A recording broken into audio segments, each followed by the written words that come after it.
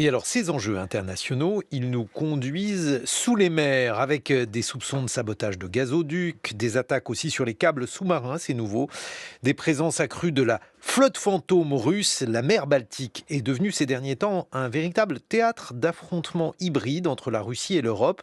Ce mardi, les dirigeants des pays de l'OTAN, riverains de la mer Baltique, se sont réunis à Helsinki pour prendre des mesures en conséquence. Ce déploiement suffira-t-il à prévenir l'escalade? Bonjour Céline Bayou. Bonjour. Vous êtes chercheuse associée au CREE, chargée de cours à l'INALCO et rédactrice en chef de la revue Regard sur l'Est. Il faut tout d'abord nous parler de ces câbles. Alors, il y en a 10 dans la mer Baltique. À quoi servent-ils? C'est une nouveauté, puisque avant on ne pouvait pas s'y attaquer, puisqu'ils n'existaient pas. Oui, c'est, je dirais, une nouveauté en effet liée au changement géopolitique dans la région depuis 30 ans et où les pays ont décidé de se doter à la fois de câbles électriques qui visent à des systèmes de déconnexion de certains systèmes pour passer à d'autres systèmes de reconnexion et puis des câbles aussi de télécommunication, ça ce qui est lié vraiment à l'essor d'Internet.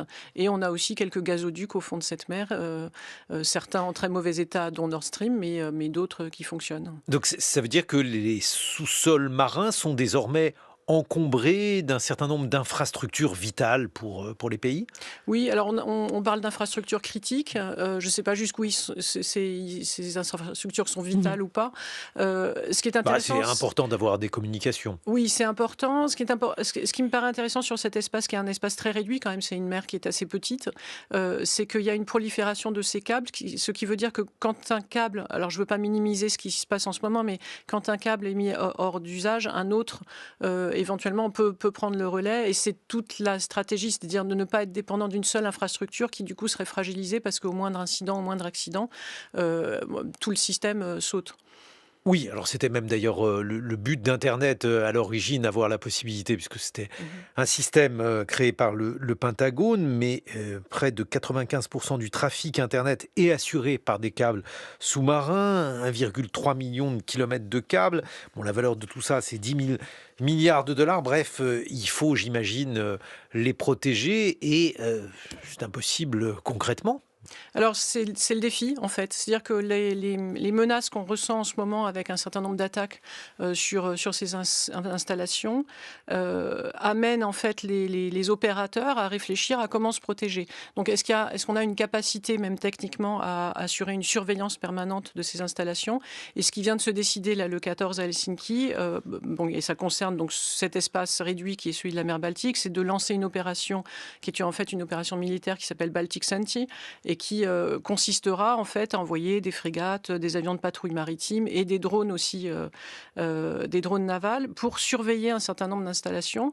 Et c'est fait par l'OTAN, ce qui est quand même tout à fait intéressant dans la démarche. C'est-à-dire qu'à la réunion, l'Union européenne participait, mais là, l'initiative Baltic Senti, c'est une initiative otanienne, ce qui veut dire qu'on a vraiment une emprise croissante aussi de cette alliance sur cet espace maritime. Et oui, notamment donc une réunion à Helsinki qui est chargée donc d'organiser tout ça. Alors il y avait 8 pays européens qui se sont réunis pour parler justement de la sécurité de ces câbles sous-marins avec des pays qui sont interdépendants, parce que c'est ça aussi une Alors, des particularités. ouais, complètement, et qui le sont de plus en plus. Et les Baltes faisaient remarquer assez justement que en fait, ça n'est pas complètement un hasard qu'il y ait une multiplication des attaques et des sabotages sur un certain nombre de câbles, et notamment électriques en ce moment, parce qu'ils sont à la veille, eux, de se déconnecter du système post-soviétique qui reliait la Biélorussie, la Russie, l'Estonie, la Lettonie, la Lituanie, qu'on appelait par l'acronyme BREL. Et donc le 8 février, ils vont se déconnecter de ce système électrique pour se connecter au système européen, à la fois continental, mais aussi par les câbles sous-marins. Et donc c'est un moment politiquement extrêmement sensible. Et ils avaient d'ailleurs annoncé il y a quelques mois qu'ils s'attendaient à des actions de sabotage. Et donc on est en plein dedans parce que évidemment cette déconnexion et reconnexion n'arrange pas du tout la Russie et la Biélorussie. Et alors depuis quand assiste-t-on à ce type d'attaque hybride? Alors, en fait, alors déjà, ce qui est intéressant, c'est que lors de cette réunion à Helsinki, ils n'ont pas parlé d'attaque hybride, ils ont parlé d'actions d'influence hybride. Et on sent une très très grande prudence. Quelle est la C'est-à-dire que je différence? pense C'est que quoi? C'est un euphémisme, une c'est un méthode? euphémisme, oui, clairement. Et l'idée, c'était de ne pas incriminer, en fait, immédiatement. Et il y a une vraie difficulté, finalement, pour renseigner ce que nous, on appelle attaque ou ces actions de Oui, parce sabotage. que Et une influence avec un sécateur, c'est un type voilà. d'influence particulier. Mais on voit bien, en fait, ce que tout le monde a en tête derrière, c'est que tout le monde pense Russie. Voilà. Mais que si on pense Russie, il faut ensuite le renseigner et le prouver. Donc on est quand même sur quelque chose voilà, une approche, en tout cas de la part de ces 8 pays, de prendre les choses en main, d'adresser un signal géopolitique très fort à celui qui est à l'origine de ces attaques, mais de rester très prudent dans les termes pour ne pas participer à une escalade. Et oui, parce que il y a un certain nombre de mystères, effectivement. Le sabotage de Nord Stream, est-ce que l'on sait aujourd'hui de science certaine, Céline Bayou, qui a fait ça? Alors moi, je ne me prononcerai pas du tout parce que je pense que plein de gens ont plein de Oui. certitudes. Il y a beaucoup de scénarios. Il y a beaucoup de scénarios. L'enquête, elle n'est pas achevée. Elle est aux mains des Allemands essentiellement. Évidemment, elle est très protégée et il y a beaucoup d'éléments secrets dedans et on comprend bien. Donc moi, j'ai absolument aucune vision. Là, les dernières... Tiens, les- pour vous, ça peut être, à plein de gens. Enfin, et plein d'États, parce qu'il y a par beaucoup. exemple, Alors là, on parle en surtout dehors des de la Ukrainiens. Russie, parce que ça, c'était Alors, l'option la Russie, il n'y la avait plus peut-être évidente. pas spécialement intérêt, sauf si elle veut s'aborder, voilà, Non. parce c'est quand même intervenu à un moment où elle était en train de couper les ponts avec l'Europe. Là, on incrimine beaucoup les Ukrainiens. Là, les dernières pistes Bon. parlent des Ukrainiens. Les Américains n'ont jamais eu intérêt non plus à Nord Stream. Il l'avait dit d'ailleurs, Trump l'avait dit à plusieurs reprises aux Européens. Alors, en leur disant, vous êtes en train de vous mettre dans la gueule du loup, en dépendant encore plus du gaz russe. On savait bien que derrière, ce à quoi il pensait, c'est son propre gaz qu'il essaye de vendre, notamment à l'Europe. Donc il y a plein d'acteurs qui avaient intérêt à ce que Nord Stream soit hors d'usage. Donc je pense qu'il faut rester là encore plus prudent. On va être prudent. En tout cas, il y a une chose qui est certaine, c'est que fin décembre, la Finlande a arraisonné un pétrolier russe qui, lui, était soupçonné de sabotage, l'Eagle S. Sur le plan diplomatique, il y a eu donc une action de l'OTAN. Alors, c'est une action de la Finlande qui est très intéressante parce que c'est la première fois. Parce que c'est pas la première fois que un navire est soupçonné d'avoir laissé malencontreusement traîner son ancre, ce qui a entraîné en effet des destructions de câbles, que ça soit électrique ou Internet. Là, c'est la première fois que le navire est arraisonné et que l'enquête du coup est rendue possible. Alors, les Finlandais disent ça a été rendu possible aussi par le fait que l'équipage nous a laissé monter à bord. C'est-à-dire que tout le monde a fait quand même, sur ce coup-là, preuve d'une certaine bonne volonté. Il suffit de laisser traîner son ancre? Alors, pour les derniers câbles qui ont été détruits, oui, enfin endommagés, oui. Et c'est d'autant plus facile en Baltique que c'est une mer qui est assez peu profonde.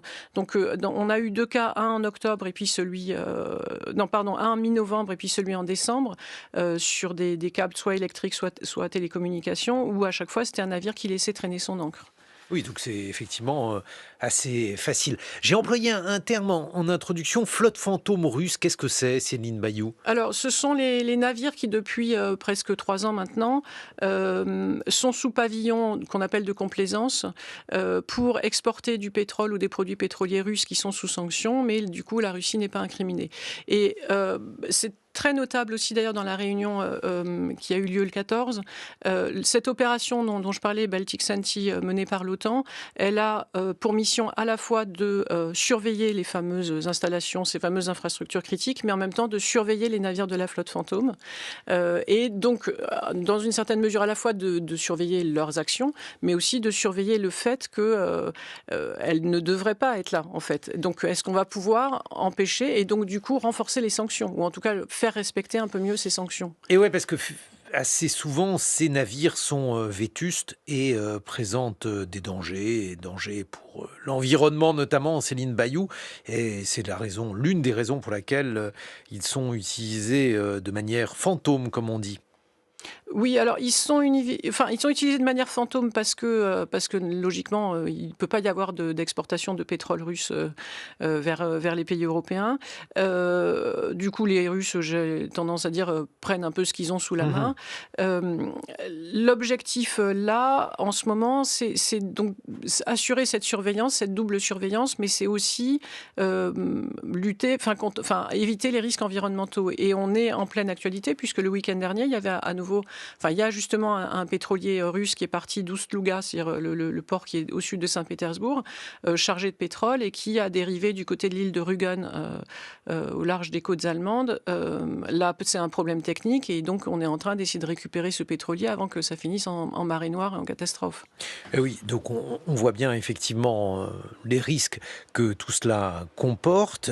Ça veut dire aussi que les responsabilités des États dans ces malversations, ces différentes utilisations frauduleuses de la mer, sans parler des sabotages, est compliqué à établir, j'imagine, Céline Bayou. Complètement, parce que finalement, quand vous avez un navire qui laisse traîner son ancre de façon Mhm. malencontreuse, parce que le capitaine apparemment pensait à autre chose, on a un peu de mal à y croire quand même, une fois que vous vous rendez compte de ça, c'est compliqué justement de la raisonner, y compris parce que souvent le navire il est dans les eaux internationales et que du coup vous ne pouvez rien Ah, faire. lorsqu'un navire est dans les eaux internationales, il n'y a pas de possibilité C'est très d'agir. compliqué, c'est très très compliqué. Et du coup, dès que Mais vous parce qu'il êtes n'y a pas, pardonnez-moi, il n'y a pas un droit de la mer qui s'applique indépendamment des États. il faut que ça soit dans vos eaux pour que vous puissiez intervenir. Et si ça n'est pas dans vos eaux à vous, dans votre zone à vous, ça devient beaucoup plus compliqué. Et c'est là qu'il faut une relative bonne volonté de l'autre côté. Alors, Mais par exemple, quand il y a, pardonnez-moi, ouais. des actes de piraterie dans les eaux internationales, est-ce que l'on peut agir?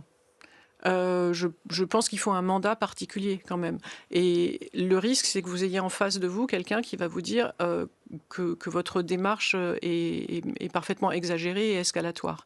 Et je pense qu'il faut être très prudent avec ça. Et c'est pour ça que les termes de la réunion du 14 étaient très spécifiques et très mesurés, je pense. C'est vraiment pondéré pour ne pas se mettre en situation d'avoir un discours russe en face disant vous êtes escalatoire dans la région baltique, alors que les pays de l'autre côté, donc ces pays de l'OTAN, souhaitent rappeler que c'est une escalade provoquée par la Russie. Mais il faut une très grande prudence et une grande pondération pour ne pas dériver sur ces questions-là. Donc, ce qui veut dire que finalement, les problèmes liés à ce type d'action, en conclusion, Céline Bayou, ils sont à venir. Alors, ils sont à venir parce qu'il va y avoir multiplication indéniablement de ces actions, mais quand même, on assiste là à un tournant aujourd'hui, et par le biais de cet exemple de la Baltique, sur la prise en compte de ces enjeux. Merci beaucoup Céline Bayou. Je rappelle que vous êtes chercheuse associée au CREE, chargée de cours à l'INALCO et rédactrice en chef de la revue Regard sur l'Est.